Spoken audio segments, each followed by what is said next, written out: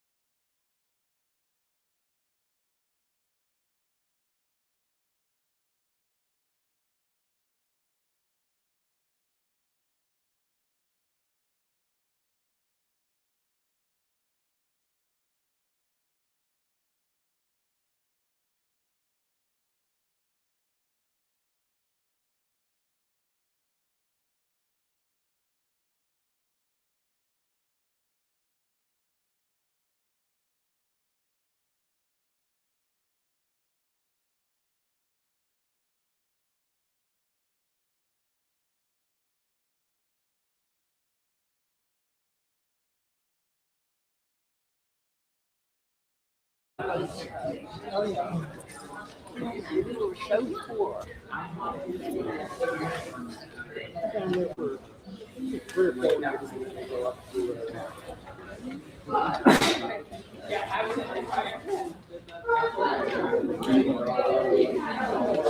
North of Rome, south of Fulciano. The other couple, when we fly home, they're going to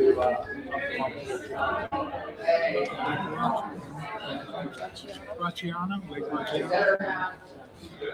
we need to what are we doing? We're doing a food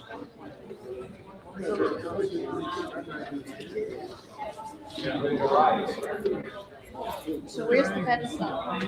Pizza. Is it really in Naples? We've never been to Naples. Behind it. Yeah, we never.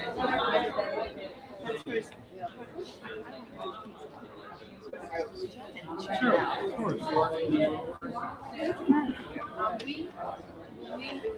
Hello, everyone. Sorry, I didn't mean to startle you. I didn't realize it came out loud, but good afternoon, everyone. Thank you for joining us on a Thursday afternoon for our opening of Little Miss Perfect. We've been waiting for this.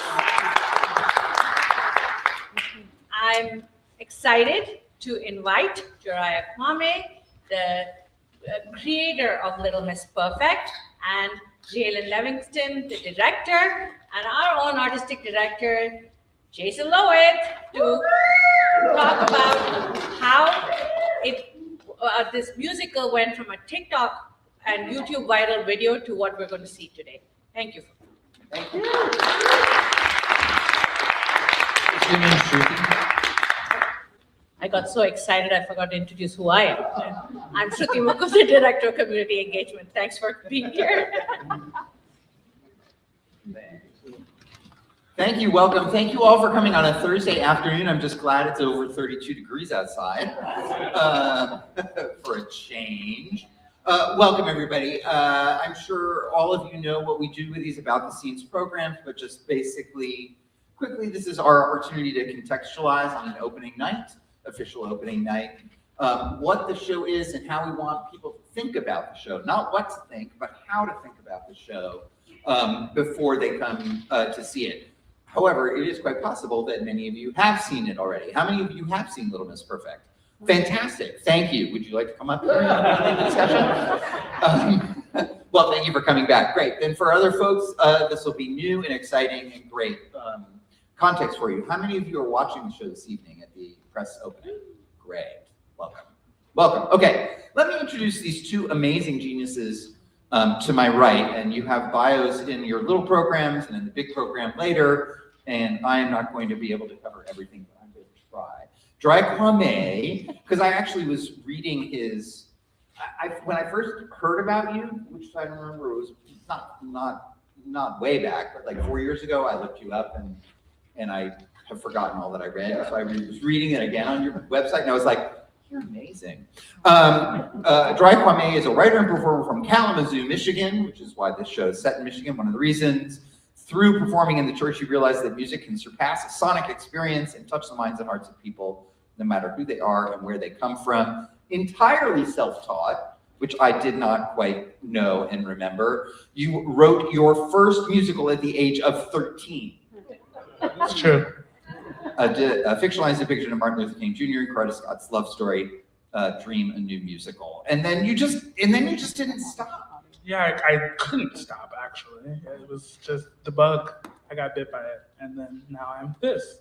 And now you are this, and you are now working on, in addition to Little Miss Perfect, which has been a passion project for you, are there any, I mean, you have many, many credits, anything that you want to, in terms of especially folks you're working with upcoming? Yeah, it was a very exciting time in my career. I am working on a vast majority of different things. Like I have a show that's being licensed by DreamWorks and MTI, Trolls Jr., based on that franchise of movies. We actually made an original musical that will be licensed worldwide for schools.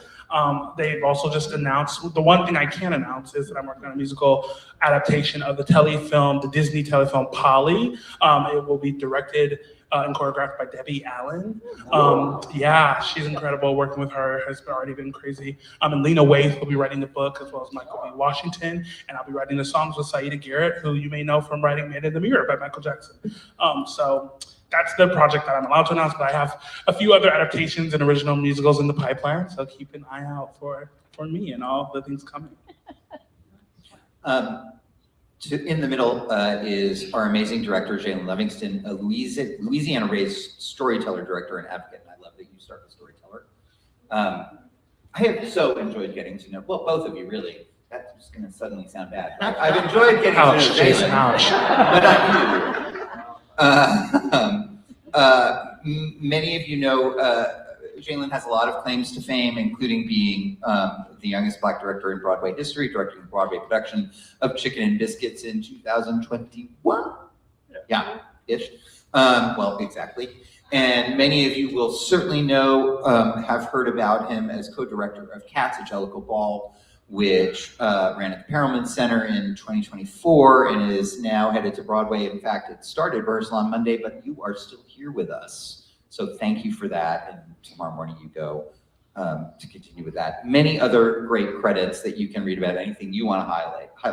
How was Encores? How did that work out?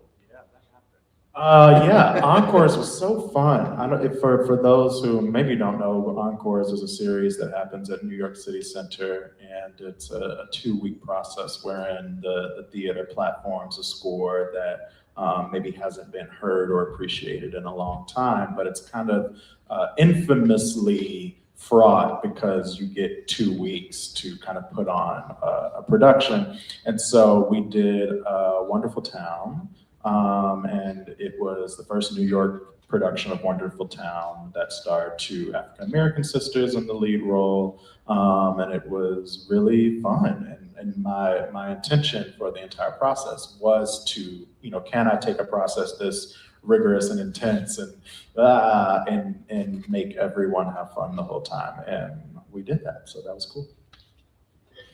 Well, I will say that you run an amazingly compassionate and open and inclusive rehearsal room. And let me tell you, I'm sure you all have heard stories of nasty directors being dictatorial and so on. That is the opposite of what Jalen is, and just one of the many reasons why he's been so great shepherding this project. So, for context, as many of you have not seen the show, this is the story, and please stop me if you want.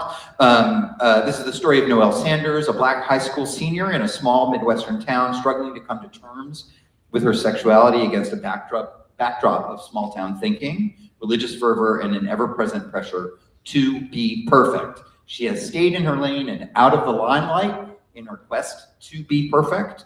But when she learns that getting a scholarship to Howard, her dream school, requires her to come out as a leader, things begin to change. And then when her mother decides to host a foreign exchange student named Malaya from the Philippines, and she's very wonderful, she realized she might need to come out in a different way. Sorry, that's terrible. This is why I didn't write that. Anyhow, so Jiraiya, I'm so sorry. You've been asked this so many gazillion times. For anybody who doesn't know the answer, tell us about the origins of this musical. So Little Miss Perfect really came to fruition because the world asked for it, which was a very special experience to have. The song I wrote, I submitted for a contest called Write Out Loud, which was hosted by Broadway Tony Award-winning Taylor Lautner. You may know her as Regina George in Mean Girls, or Wendy in Peter Pan Live. She hosted this song competition where she was looking for music. And I submitted a folder of songs that I had written at the time, one of which was this little song called Little Miss Perfect.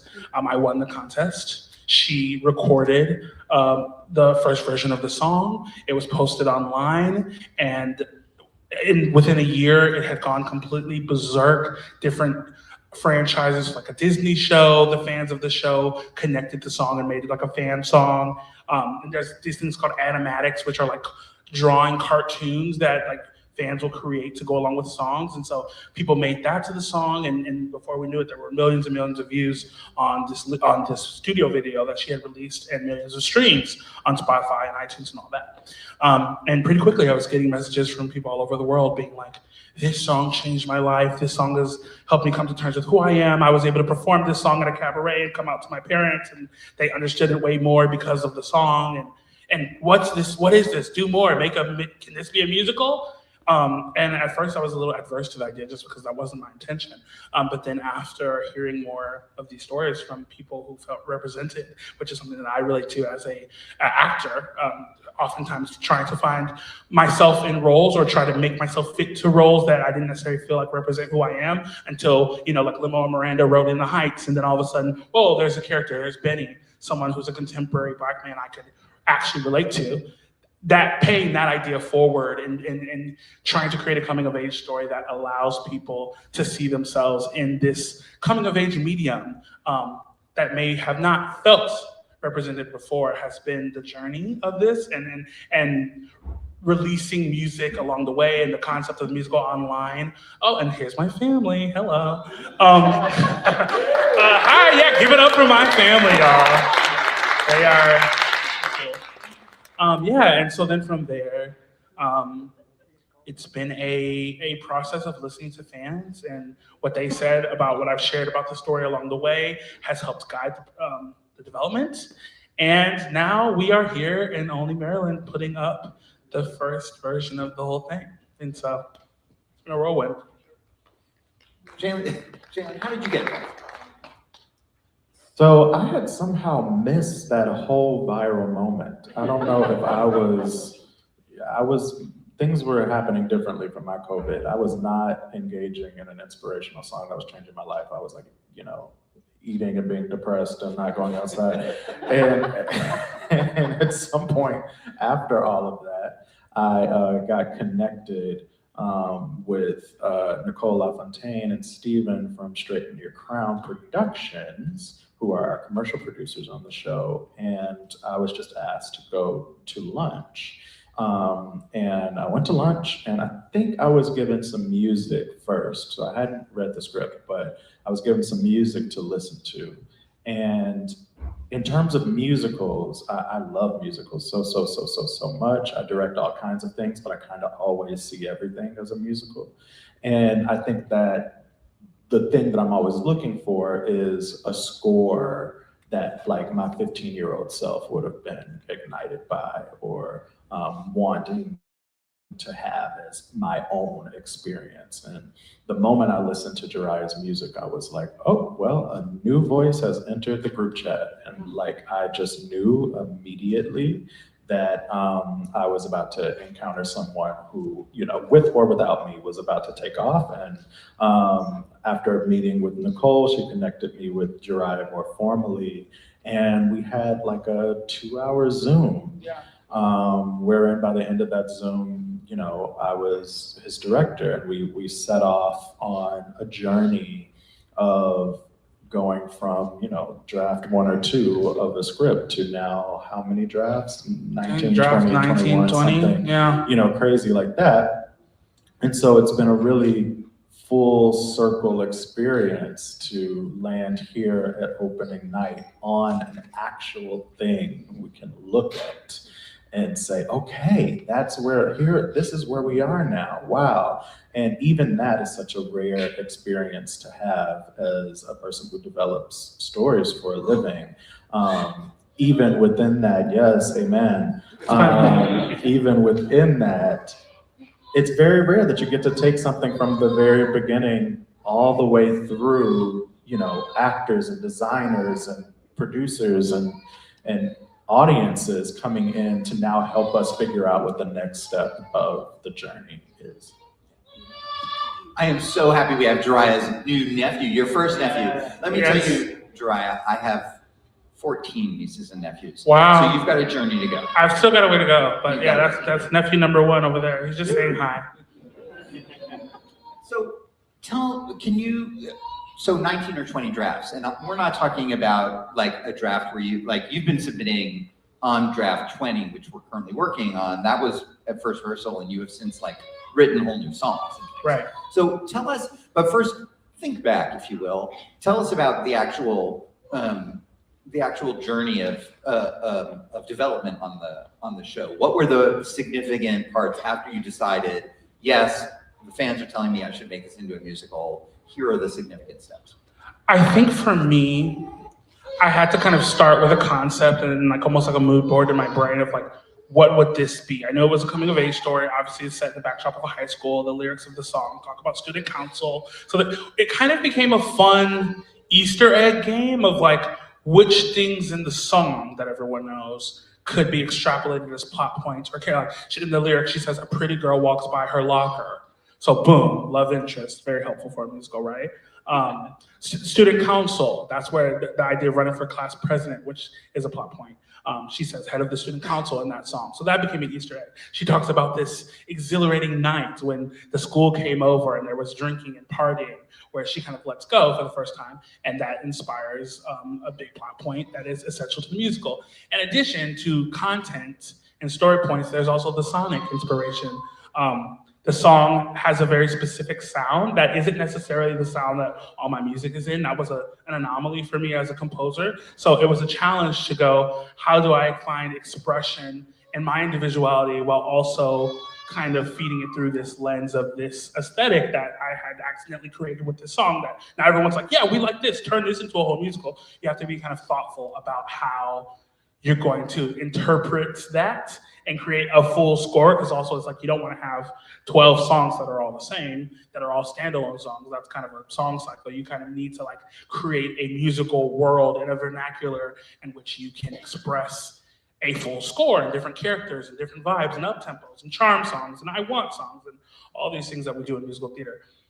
So it was fun. It's a lot of fun having someone like Jalen to help lead the pack and have less internal aspect of like he said, like he had discovered the piece later, so he didn't have maybe as many biases as I had of thinking about what people wanted. He was able to actually just see the piece and help shape it from the standpoint of the development of what was going to make the best product. And so all the steps along the way, having actors to help develop it and workshops, wonderful workshops that were provided by our producers and our partners, really helped it get to this stage now where it is, you'll see tonight. How many times did you get to work with actors? How many workshops were there? There was. So we did the Festival of New Musicals at Goodspeed in 2022. And then we did another workshop in New York City with New York actors. We also did a book workshop here at Olney, focused on the book, and then 3 times, yeah. 3 real times. And I would say that's actually not many to a first production for even though you can trace the origins of this back at least certainly 6 years, 5 years, if not all the way back to when you thought of the song. I mean, some musicals it takes years and years and years. So you just said something before I continue into questions about the development. You mentioned charm songs and I want songs and 11 o'clock numbers and all these musical theater terms. You may be self-taught. You're a self-taught musical theater genius, it seems. Thank you. So when you think about the history of musical theater that you know, which are the things that influenced you and your musical choices for a show like Little Miss Perfect? Yeah, so I think what comes in handy for this show specifically is that I have a wide range of knowledge of music, like started learning music through gospel and church, which plays a part in this show. Noelle is the daughter of a pastor, so the idioms of church music and gospel is very much in her sonic world, but also I grew up performing pop music. And so I also have the knowledge of like making pop songs and R&B songs and all those things. But I think probably what guides my musical theater brain is just the way that I found it. My sister here, who is the one who has my nephew, was the first person in our family who embraced theater and taught me about theater. And I remember she said in high school, like, I'm doing this show, it's really cool. It's about fairy tales and the legend of fairy tales. And I was like, this sounds stupid. You're an adult, why are you doing a fairy tale? It was Into the Woods, you guys. And I got to go to a theater and experience Into the Woods as like my first real, this is what a musical really is. And I think seeing that, so if you know the show, there's like, it's a very specific how the songs happen. It's like these moments in the woods. There's a character moment, and they think through something, and they come to some discovery, and they leave the song knowing something that they didn't know before. something about that for me was the gateway of like, through a song, I don't just have to express thoughts. I can actually change someone, like the character. They can think through something and come out of the song different. That was kind of the guiding light. Sondheim in general is one of my favorite composers. And then of course, Lin-Manuel Miranda, also introduced to me by my sister, playing in the Heights cast all the time. And the way that he brought his culture and his identity to musical theater in such an unadulterated way, in an unforeseen way, is constantly inspiring to me. And as a Black composer, the African-American vernacular of music is always going to exist very strongly in my ear and in my body. And so finding ways to bring that to this form that has not necessarily been as diverse as we hope it will be one day. It allows, having Ebonic language casually said by characters in the song, in the same way that we can learn idiomatic phrase in Shakespeare, right? What does this word mean? What does this phrase mean? I don't know. To have the opportunity to do that same thing culturally with phrases and ideas that are, coined by the Black community is exciting. And yeah, I'm constantly finding new ways and finding new inspiration all around me in media and in music. And as many ways I can filter that into my work in theater, is the better. Back to the development of the show.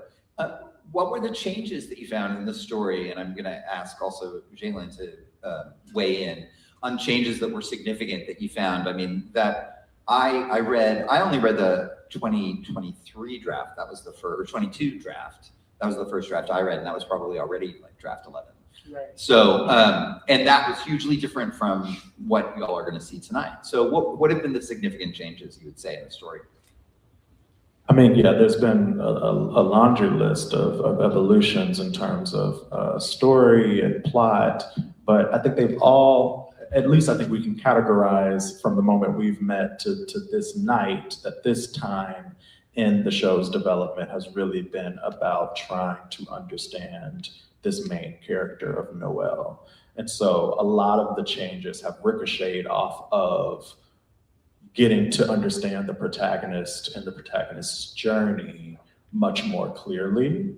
And so things have left and things have returned and things have edited and things have, and I always love in developing a piece when you have something that you feel like, oh yeah, that doesn't work. And then 2 years later, you're like, I have an idea. What if we do this? And you look back and you're like, yeah, that was the first idea that we had. And so, the developmental process is so mysterious in that way. It's a cycle of like learning and unlearning and knowing and unknowing over and over and over again. And it can be disorienting at times as well, because at a certain point in development, you're really concentrated on one element. You're like, we did it, but what that does is only expose this other thing over here that now we have to concentrate on. And so, development is like a game of whack-a-mole, where what you're doing is trying to get everything to just settle down to its proper spot. But in that, it's full of so many kind of delicious, amazing surprises. And I think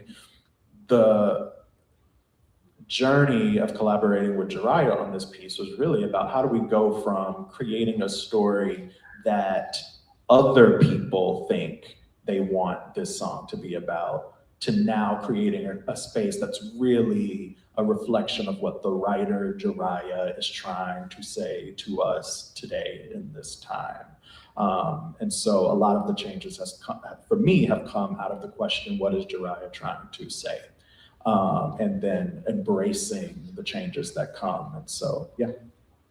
Yeah, he hit the nail on the head as always. And I think also, just from a structural standpoint, we talked a lot about like hero's journey, and I won't get too topical about like the logistics, but like the idea of a hero's journey being the main character is the hero, and they have this thing that they want, that they think they want, but that becomes overpowered by the thing that they need. And that was kind of, all the changes kind of come from that, from trying to have Noel, our main character's journey, be as satisfying as possible, so that she really does start in one place and is a dynamic character and changes by the end. And the little nuts and bolts that need to happen for that to really pay off by the end is a delicate thing. And sometimes one word can ruin it. Sometimes one word can make it. The other night we had to make a big change to the 11 o'clock number because it wasn't hitting the mark that we wanted it to for that transformative moment.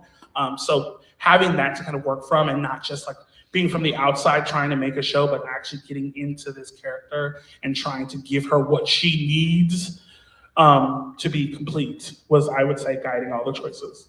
I mean, one fun change was that, you know, Noelle was always a part of the story, but she used to have a best friend in the show named Imani.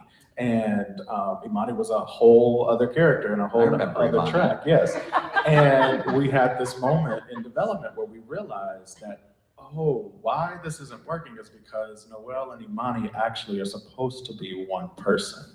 And the flip side of Noelle that we're trying to develop exists in this other character. And so, like, sometimes it's just about moving a comma or editing a scene down. And sometimes it's like, oh, that entire character has to be consumed or taken out of the show. And those moments are scary and thrilling. And oftentimes I'm like, I have an idea.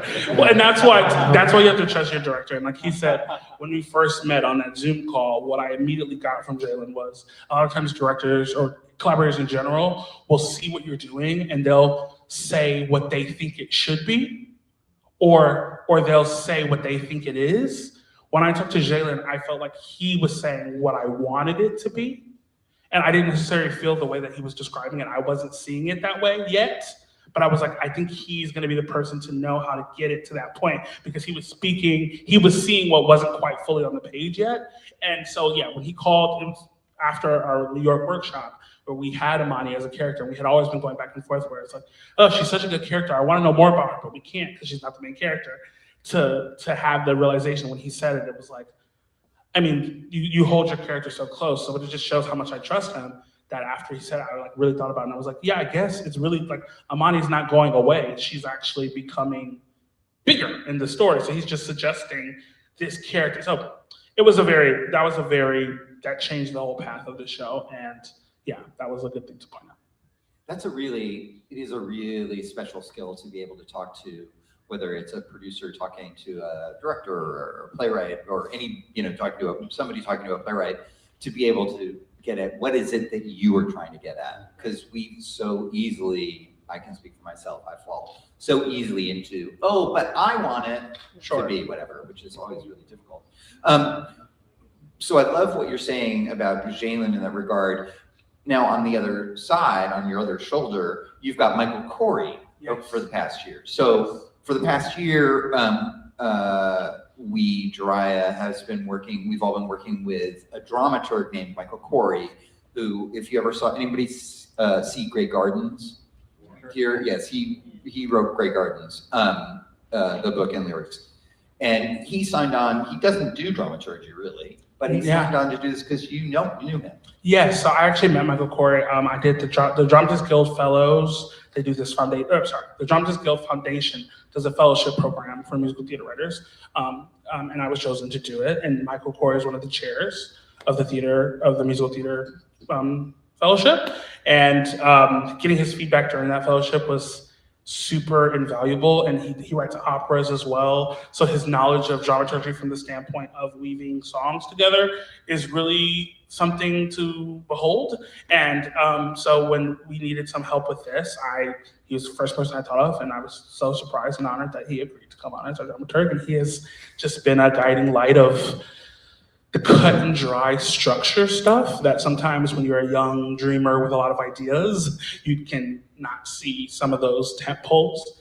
And so he's our tent pole master, I would say, which is cool. I feel like it was about 8 or 10 years ago that Jack Vertel, who's a legendary Broadway producer, and incidentally the founder of the Encore series, I think, he wrote this book called, help me, something like The Rules of the American Theater Music, the American Musical or whatever. And it is a remarkable, and I'll find it for anybody, the actual title, it's in my office, for anybody of you that want to see it. But he talks about all these terms, and he said to me after the first preview, he said to me, see, it works. That mechanism is in place and now it's all dry within that mechanism. But he talks about musicals as a machine, right? And so there are you heard, as I said, charm songs, you heard 11 o'clock number. Who can tell me what an 11 o'clock number is? Who wants to be brave? Bob always wants to be right. Back when musicals ended at close to 11 o'clock, it was one of the lead's big dramatic final song, lots of emotion. Yes, 8:30, because curtain time was always 8:30 back in the day. So the 11 o'clock number was, indeed, that's how it's named. What else does an 11 o'clock number do? Anybody want to say? Rose's turn. Rose's Turn, yeah. What are Another other one. good? Rose's Turn from Gypsy, other great 11 o'clock numbers. Show he's going to rehearse tomorrow. What is that? Memory from King. Memory from Cats. Oh, that was you. You don't count. Anyhow, so all that to say, there are, and you will find sometimes musical theater writers being like, I don't have my I Want song has to be by this page number, and then my tentpole song has to be by this page number. Did you feel constrained by that by that conversation? No, I think because I'm such a fan of musical theater first and foremost, it's fun. Like it's just fun to like be like, okay, now I'm writing an I Want song, and you kind of know, after the Wizard, for thinking about like a I Want song, Wizard and I to me is like, there you go, Wicked, Wizard and I, that's an I Want song in its purest form, and you just know when it's over, that was a good I Want song. So it's kind of like you can just use your feeling, after you hear the song when someone else sings it specifically, if it hit that mark of like, oh, okay, I know what that character wants. So all this to say, no, I think it was fun. It was much like Noelle, she says in the show, she likes assignments. She likes to know when she's doing something right. She likes to know that she can follow a path. Having those rubrics and having a checklist of sorts of like, does my show have this and this and this and this and this? Just actually for me gives me more freedom to fill in the blanks with whatever else feels organic. George C. Wolfe, the director and writer, says something about musical theater that I think about a lot, which is that, the musical is an American folk form, and it's incredibly fragile and delicate. And it works best when you take people who are really, really talented and you put them inside of the limitations of that form. And if they follow all the rules, it somehow doesn't work. But if they also break all the rules, it somehow doesn't work. And so that the thrill of the musical actually exists in the tension of these people who are actually much more expansive than the form being forced to create within it. And so that's something I'm always trying to compass in my work, is the balance between when is this rule here to serve us, when is this rule here to not serve us, and when are we breaking it, and when are we adhering to it in one moment? Where did you feel? Are there places that you feel in Little Miss Perfect that you and Jiraiya or you broke some of those rules or one of those rules in order to achieve something? That's a good question. And I'm also still learning about all the things that we've done in this show, because this is only our fourth time watching it. I would say that one of the ways in which we adhere to the rules is in this kind of American tradition of the coming of age story and the who am I and all the struggles that come with that. The quote unquote high school musical is a kind of genre in American theater that has lots of different tempos that one can follow. But then I think there's ways in which we are really pushing up against the form based on the type of characters who we're allowing to fit within it, who, because of who they are, have different agendas.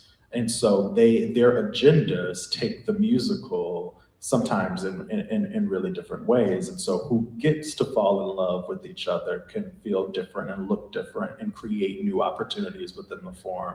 Who gets to achieve the thing that they're going for, where a show gets to take place. So many shows take place in New York or Los Angeles, and so for this show to be we're in the middle of the map, right? So from a content perspective, we're pushing up against what kinds of stories can this hold? And I think then from a presentational perspective, I'm really interested in visual poetry and abstractness, and can a show about high schoolers treat them seriously and also push us into fantastical spaces? How few times can I see a locker on stage for, and you will see lockers on stage. But I how was few surprised times when I saw them show well, up. I was like, that was, okay. you know, I don't think we get our all of our lockers until like Act 2. So, you know, I held off as long as I could for all of them. But I think in those ways, and then I think like in the types of music that you're gonna hear tonight, there's such a canopy. And there are great composers who, you know, you listen to a song, you know exactly who they are. And then there's other composers who I find genius who from every show, you're like, I don't know how this is all the same person. And I think in some ways we feel that within one show in Little Miss Perfect, and that the musical, this very American art form can hold kind of traditional song, story, arc narratives, and it also can like hold songs that we might listen to on the radio or hear your nephew or cousin or, you know, teenage family member wanting to play in their own room. And I think when a show can have all of that together, what it really is an invitation for the room to be as eclectic as the show is. And so in some way, you know, the encounter that we're having with the audience changes when there can be people who are from Gen X all the way to Gen Alpha sharing the same space. And looking at things through many, many different types of points of view, which I think even in the past 4 days, the demographics of people that we've seen consume the story have been really inspiring and exciting. So yeah, I don't know if that answers it. Yeah, please. It answers a lot. And it leads me, one of the things that you said was we're going to hear a number of different musical influences tonight. For those of you that are watching and listening tonight. Well, first of all, I was going to say, is there anything we should listen out for that you might suggest just for this group of interest? Like I told this story now 3 times. The first, our dress rehearsal, we had like that entire mezzanine was the drama department from Howard University, who are all many years younger than I am. And there's a line when, oh my God, mom's coming home, the place isn't clean, we only have 30 minutes to go or something. Yes. And she says, and the character says 30 minutes to go. And I mean, it's a mildly funny line at that moment, situationally. And like the rafters were shaking with laughter up there. And I was like, I turned to whoever I was sitting with, I was like, they got it. Oh, they get the story. And they're like, no, that wasn't about the story. Yeah, so he's referenced. There's multiple like references in the show to like different things, and so there's a very niche internet meme of this reality star whose name is Tiffany New York Pollard, and it's this clip that goes around where she goes, "Do you know you have 30 minutes?" And it's very specific, but there's little cultural call outs in the show that like everyone can get them and can enjoy it in the context of the show. But there's like Easter eggs for different people who are maybe a part of the community is being referenced, where they'll be like, "Oh, I get that from something super niche," and I think it just helps people find themselves in the piece. And yeah, it's cool. Can I ask one more question about? Yeah. I do want to open up for questions in a minute, but one more question in terms of development, because at least I find it so fascinating, and I never really heard the whole story about this. So we've talked about now 11 o'clock numbers. It's been well defined and lots of good examples. Thank you. The 11 o'clock number of the show is probably, in terms of music in the show, is the most significant change since we started working here 4 weeks ago. Yeah. Some point in the second week, I think it was usually that came to me, we've got a whole new, oh no, it was Michael Corey came to me, we've got a whole new 11 o'clock number and I'm totally in love with it. And it's called Redefined. You will hear it later. Can you tell us about what either of you or both of you, the challenge that you were facing with where you, because I think it was the eulogy for Little Miss Perfect. It was, yeah, Little Miss Perfect reprised had many names. So the 11 o'clock beat had been the same pretty much the entire development. Noelle goes through this whole story. Little Miss Perfect is a term that comes up in a specific way that I won't give away. But the way that term has come up has changed, and thus this beat has to change. And at the end of the show, she had this song where she had her transformative moment that I also won't give away. And then she, in that version of the song, starts singing like, "It's done now. I have to move on. I can start again." And then the chorus of it was kind of gospel energy. And she's like, Here lies, the lyrics were, here lies little Miss Perfect. You'll never see her again. She's lost and she won't be found. Here lies little Miss Perfect. I'll never be her again. She'll be too deep in the ground. So it like had this like meaningful vibe, and it worked for a while, and we liked it, and the actress who played Noelle always sang it really well, and it had this gospel energy at the end. But it always, for me, didn't feel like that moment. I think of like Memory and No Good Deed and all these 11 o'clock numbers where at the end you're just like, you want to like scream. It didn't ever do that, and I wasn't willing to admit that to myself for a while. I just like kept watching it and trying to figure out what it was. And so then eventually when we got here, it still wasn't satisfying me. And so I was like, okay, I don't even remember what the impetus of how we got there, but I wrote a new version, a completely new song. It is now my favorite song in the show. I could have never written it without knowing the actress who you will see tonight, who is a constellation. Her name is Leanne Antonio, and you will know her name.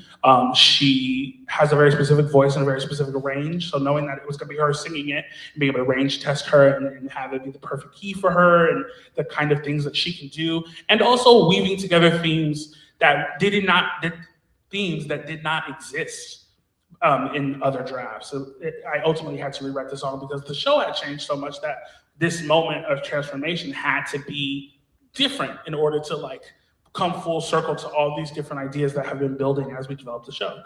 And so not only did we rewrite it, then this last week, the number was working, and the number is obviously a very good number, but people were not, you could just feel after the number that it was not hitting still, for lack of better words.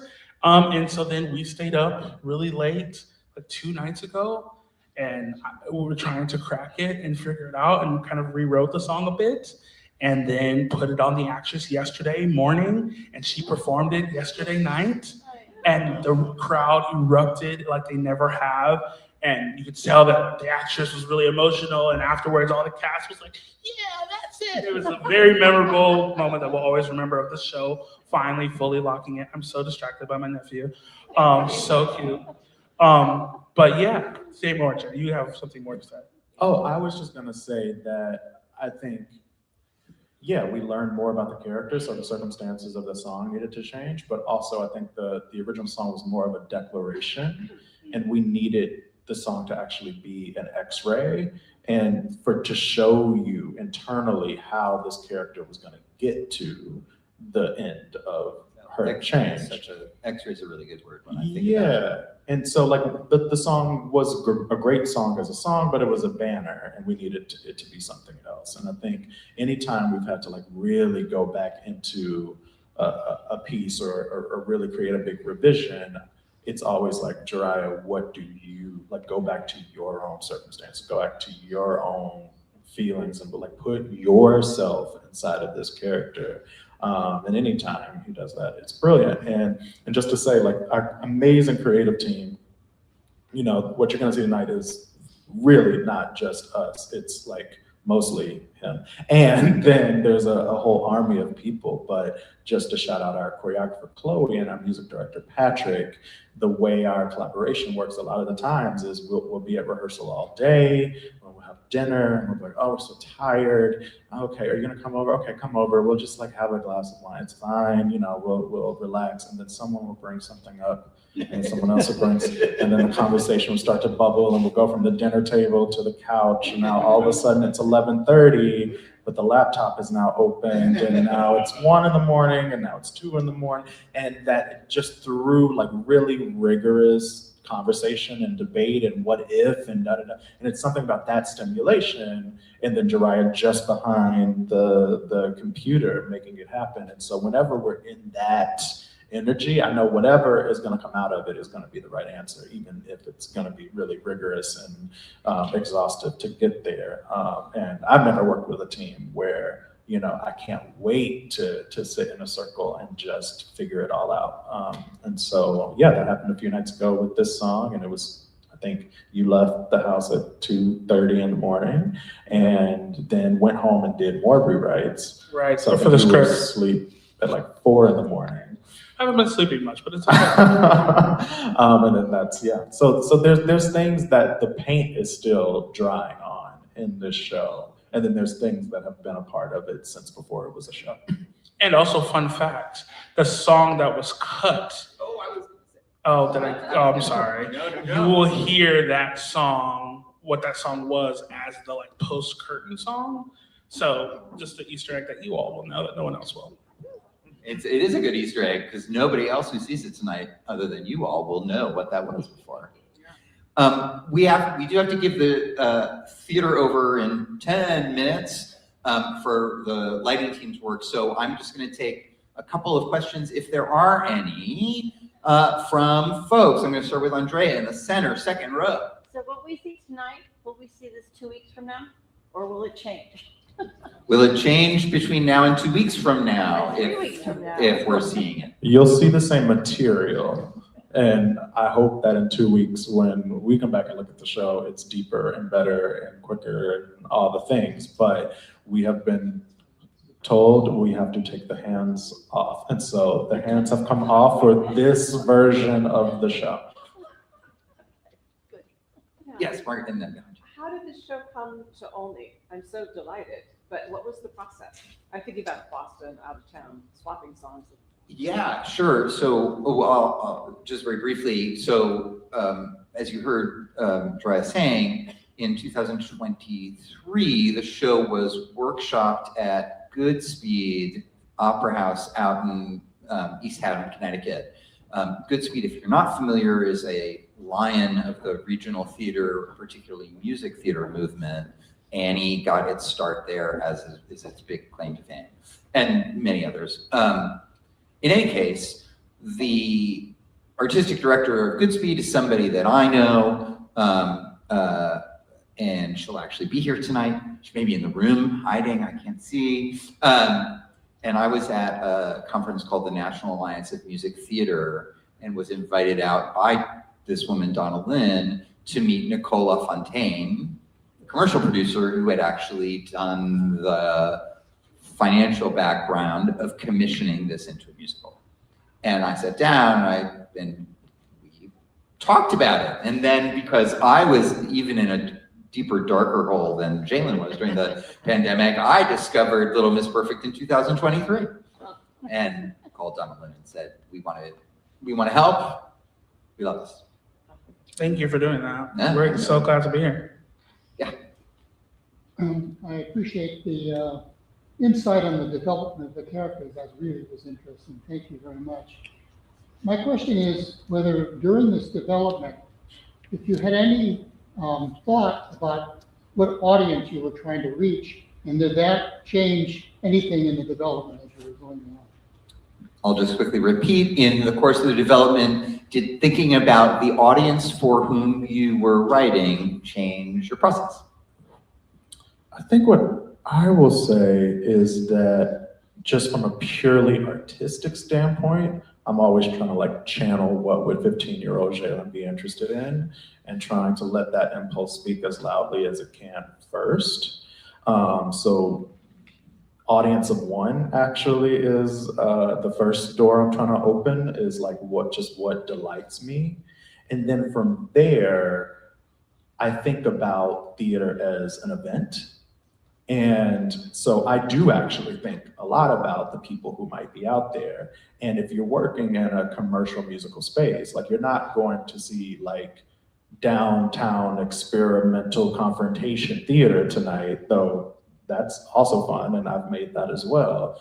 But I'm trying to create a different kind of social event when you're doing a commercial musical. What you're trying to do is actually prove something that is common about all of us. And so it's not so much that I think about one particular demographic, but more so I'm thinking about what is the thing that connects older generations, younger generations, Black folk, white folk, queer folk, straight folk, Christians, non-believers. Like what is essential about the human experience? And how can that thing be crafted in such a way that anything else that is framing that is able to exist in its own, freest form, because the most essential thing is what is going to actually connect us. And so I think about the audience as a mirror of connection, more than I think about any one particular demographic. But I will say that like this show's fan base originally, is younger. And it's important that the show has a younger sensibility and is something that someone who's never seen a musical before can walk in and be introduced to this form and maybe want to go learn about more musicals, want to go hear other contemporary musicals. Maybe that takes you to Sondheim. Maybe that takes you back to Oscar Hammerstein. Maybe it takes you back to, Scott Joplin. Like all of this stuff is connected. And so I do think that I want the show to be able to hold as many identities as it can while not erasing how much it delights in the kind of appetite of young people to also be a part of the conversation. I would take another question, but that was such a great answer. I think we should end there. Thank you all for being here. We'll see you later. You're more than welcome. Take your time to move out of the house safely as you wish, but we are going to start at 6 o'clock working on lights in here, so it'll be different, lights on, lights off, and so on. Thank you all for being here. We'll see you later.